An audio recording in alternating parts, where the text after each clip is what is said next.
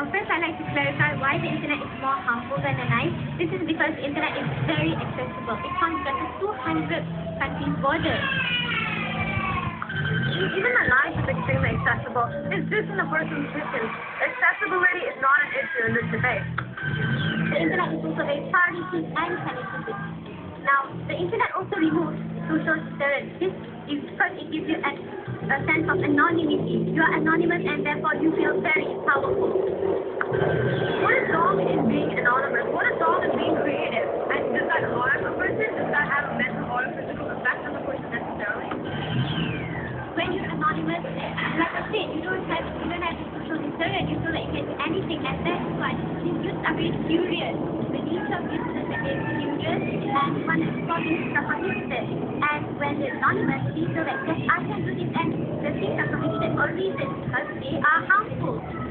Now, one of the teachers said that she knows that she should be careful when giving out information on the net. Why? Because she's aware of the harm.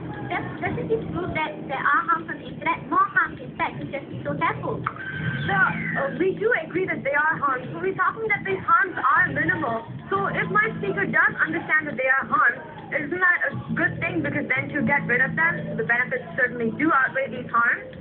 The benefit doesn't outweigh these harms. This example just shows that there are harms on the internet, and he has shown examples to prove that there are more harms on the internet than good. Right. Now, a speaker also said that the internet is not harmful now. This is because, then why are people still being arrested for planning terrorist activities?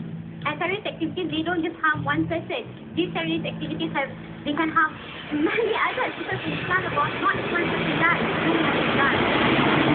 Now, because the harms are minimal. Now, the comfort system in London was real, and this has led to racial tension. I mean, surely the mental people are now thinking of those who bombed the London Tube as terrorists and everything, and this is the mental degradation. The first speaker also said that the harm can be fixed. Fix something, that thing has to be bad. Second speaker said that the moral harm doesn't count. Now, how can moral harm not count? You see, we have universal values. You cannot steal. Now, when you download from the internet, what are you doing? You are stealing, and this is becoming acceptable to everybody. So this is where the harm comes in.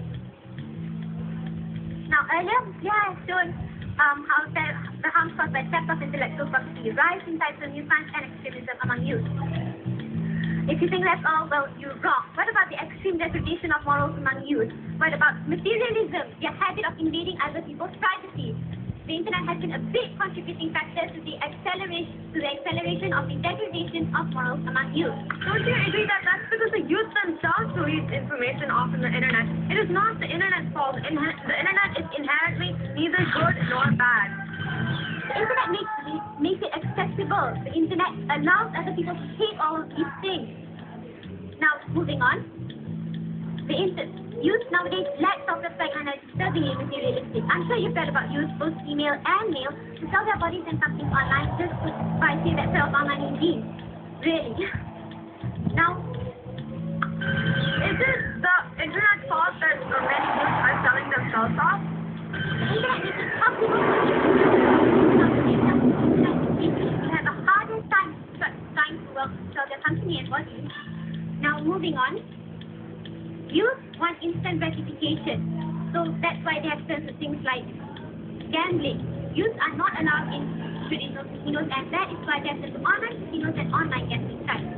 Now, people have died because of gambling. An 18-year-old boy first actually committed suicide after being declared bankrupt due to gambling. Youth also have this bad habit of invading other people's privacy, deciding to sites just for fun of it. A 17-year-old Canadian youth was actually arrested and sentenced to 8 months in a detention center for sending up eBay, Yahoo, and Amazon websites. Now, we the proposition are not saying, however, that everything the internet brings is harm. We're saying that yes, there is some good.